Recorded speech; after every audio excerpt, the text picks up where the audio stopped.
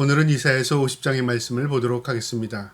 이 50장의 내용은 남유다의 패역한 모습을 하나님께서 이사야 선지자를 통해서 깨닫게 하시는 내용과 함께 그들을 버리시지 아니하시고 반드시 그들을 회복시켜서 하나님의 백성으로 삼겠다는 하나님의 사랑의 메시지가 이 안에 있습니다.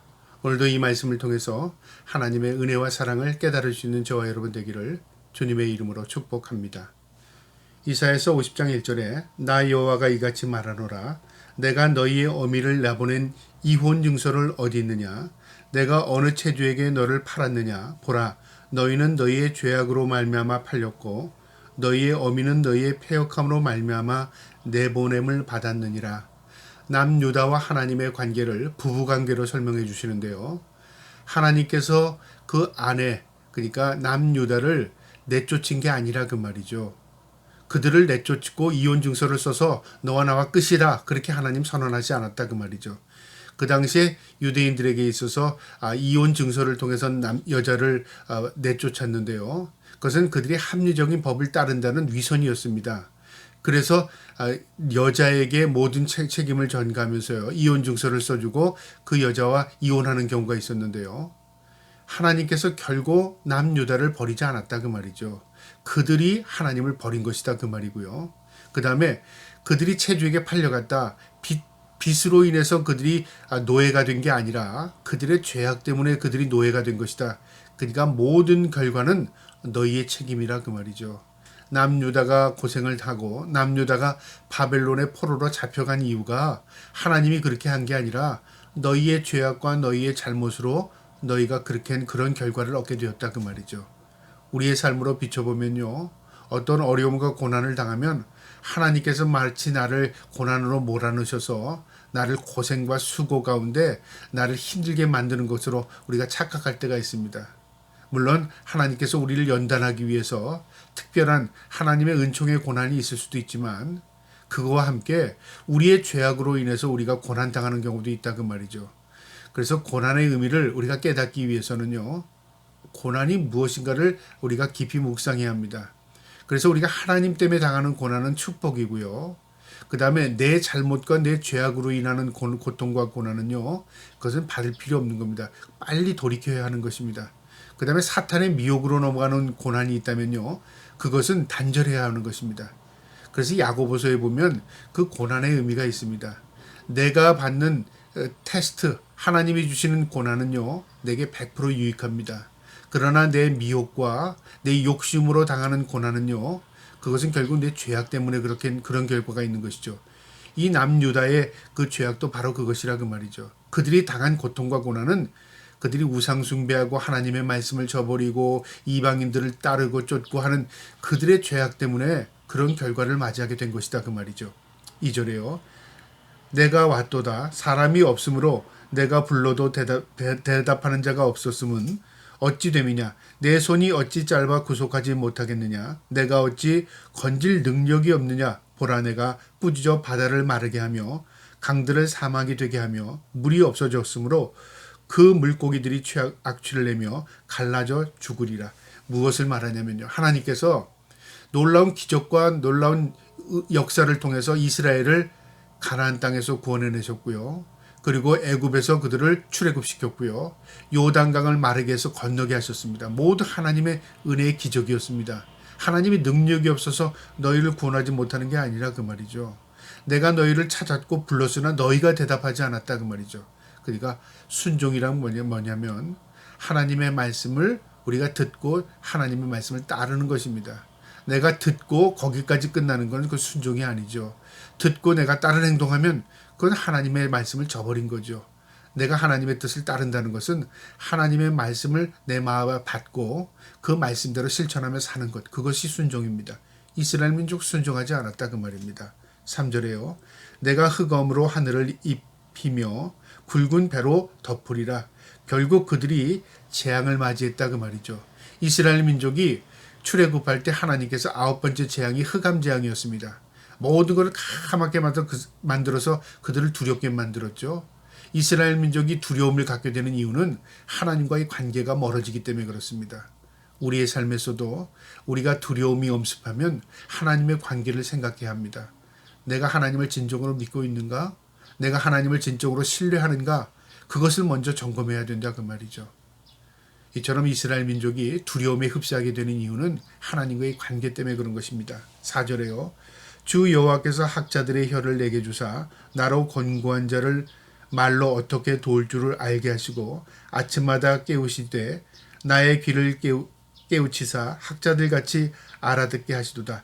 이제 4절부터의 내용은 어떤 내용이냐면요. 그 이스라엘 민족이 그런 죄악과 패역한 모습을 하나님께서 그대로 보고만 계시지 아니하고 그들을 일깨우고 그들을 돌이키게 하기 위해서 메시아를 이 땅에 보내주신 겁니다. 그 메시아는 어떤 분이냐? 그것을 지금 설명하는데요. 주 여호와께서 학자들의 혀를 내게 주사, 여기서 말하는 내는 바로 메시아 예수 그리스도입니다. 예수 그리스도는 하나님 앞에 순종하고 하나님의 말씀으로 이스라엘 민족을 일깨우는 역할을 합니다. 그래서 그들의 영혼을 일깨우고 학자같이 알아듣게 합니다. 5절에요. 주 여호와께서 나의 귀를 여셨으므로 내가 거역하지도 아니하며 뒤로 물러가지도 아니하며. 예수 그리스도는 하나님의 말씀을 온전히 순종했을 뿐만 아니라 그 뜻을 이루기 위해서 십자가를 묵묵히 지셨습니다. 뒤로 후퇴하지 않으셨습니다. 죽음의 그 길을 묵묵히 걸으신 분이시다 그 말이죠. 6절에 나를 때리는 자들에게 내 등을 맡기며 나의 수염을 뽑는 자들에게 나의 뺨을 맡기며 모욕과 침뱉음을 당하여도 내 얼굴을 가리지 아니하였느니라. 예수 그리스도께서 이 땅에 오셔서 가진 모욕과 핍박을 받은 모습을 상징적으로 보여주는 겁니다. 수치와 모욕과 고난을 당하셨습니다. 왜냐하면 하나님의 백성들 이스라엘을 구원하기 위해서, 그리고 이방인이었던 우리를 구원하기 위해서 예수 그리스도 메시아께서 친히 고통과 고난을 당하셨다 그 말이죠. 7절에요. 주 여호와께서 나를 도우심으로 내가 부끄러워하지 아니하고 내 얼굴을 부싯돌같이 굳게 하였으므로 내가 수치를 당하지 아니할 줄 아노라. 예수 그리스도께서는요, 어떤 고통도 부끄럽게 여기지 아니하고 묵묵히 그 고난을 이겨내시면서 하나님께서 함께 하심을 믿고 그 길을 걸었다 그 말이죠. 믿음의 길이었다 그 말입니다. 하나님이신 메시아가 믿음의 길을 걸으신 겁니다. 누구를 신뢰했습니까? 아버지 하나님을 신뢰했죠. 우리도 그 믿음의 길을 걸어가야 하는 것입니다. 그래서 부끄러움, 우리가 수치와 모욕, 우리가 세상에 살아가면서 때로는 예수 그리스도인이라는 이름을 가지고 우리가 수치와 모욕을 당한다면 그건 부끄럽게 여길 것이 아니라 우리가 가야 할 길임을 깨달아야 하는 것입니다. 8절에요. 나를 의롭다 하시는 이가 가까이 계시니 나와 다툴 자는 누구냐? 나와 함께 설지어다. 나의 대적이 누구냐? 내가 가까이 나아올지어다. 나를 의롭다 하시는 이가 누구냐? 하나님이라 그 말이죠. 그러니까 어떤 사람이 나를 모욕하고 나에게 수치를 줄지라도 그것에 대해 부끄럽지 않다 그 말입니다. 왜냐하면 창조주 하나님이 인정하기 때문에 그렇다 그 말이죠. 우리가 코람데오라는 말을 합니다. 하나님 앞에서 그 말이죠. 우리가 사람 앞에서, 세상 앞에서 어떤 사람이 보기에 어떤가 그거 중요하지 않습니다. 가장 중요한 것은요, 하나님이 나를 어떻게 보시느냐, 그게 가장 중요한 겁니다. 그래서 우리가 하나님 앞에서 살아가는 인생입니다. 이 메시아는 바로 하나님이심에도 불구하고 인류를 구원하기 위해서요, 묵묵히 그 고난의 길을 걸어가신 겁니다. 9절에요. 보라, 주 여호와께서 나를 도우시리니 나를 정죄할 자가 누구냐? 보라, 그들은 다 옷과 같이 헤어지며 조음이 그들을 먹으리라. 세상의 모든 것들은 다 쇠퇴하고 세상의 모든 것들은 다 썩어지고 마치 좋은 옷이 조미 먹어서 다 사가 없어지듯이 세상의 모든 것은 다 한시적인 것이다 그 말이죠. 그런데 하나님께서 인정하는 것은 영원하답니다. 여호와께서 나를 도우시나니 나를 정죄할 자 누구냐? 하나님이 인정하는데 누가 하나님의 그 일을 정죄하겠습니까? 우리의 삶으로 비춰보면 하나님께서 우리를 인정한다면 세상이 어떤 것으로도 우리를 욕하지 못합니다. 창조주가 인정하기 때문에요. 그래서 우리가 인정받아야 할 대상은 사람이나 세상이 아니라 하나님께 인정받는 삶을 살아야 합니다. 그래서 우리가 세상을 살아가지만 묵묵히 하나님을 바라보고 예수 그리스도의 그 십자가를 바라보고 걸어가는 것입니다. 그게 믿음의 길입니다. 10절에요. 너희 중에 여호와를 경외하며 그의 종의 목소리를 청종하는 자가 누구냐? 흑암 중에 행하여 빛이 없는 자라도 여호와의 이름을 의뢰하며 자기 하나님께 의지할지어다. 흑암 중에 빛이 없을지라도 캄캄한 그 암흑 같은 세상에 살지라도 오직 자기 하나님 여호와를 의지하라 그 말이죠. 소망을 하나님께 두라 그 말입니다. 우리가 상황을 보고 사람을 보고 비교하고 하면서요 절망하고 좌절하지 않습니까? 우리의 육신의 영역, 육신의 정욕, 안목의 정욕에 이끌려서 세상에 허우적거릴 때가 많습니다. 그러나요 우리의 초점을 바로 하고 우리가 하나님을 바라보면 그 모든 것들을 우리가 다 내려놓을 수 있습니다. 그래서 믿음이라는 것은 한 곳을 초점을 맞추는 것입니다. 우리가 천국에 소망을 둔 사람이라면 하나님께 소망을 두고 살아가야 하는 것입니다. 그게 믿음입니다. 마지막 절 11절에요. 보라 불을 피우고 횃불을 들려던 자여 너희가 다 너희의 불꽃을 가운데로 걸어가며 너희가 피운 횃불 가운데로 걸어갈지어다. 너희가 내 손에서 얻은 것이 이것이라. 너희가 고통이 있는 곳에 누우리라. 불을 피우고 횃불을 들어 띈 자여 무엇을 말하냐면요. 악인들을 의미합니다. 남에게 화를 입히고 불같이 타오르는 욕망을 이끌고 하는 이 불꽃 같은 이 악인들은 결국 어떻게 되냐면 남을 해하기 위해서 불꽃을 피우고 불을 붙였지만 결국 그게 다 자기에게 화가 돌아간답니다. 너희가 다 너희의 불꽃 가운데로 걸어가며 너희가 피운 횃불 가운데로 걸어갈지어다.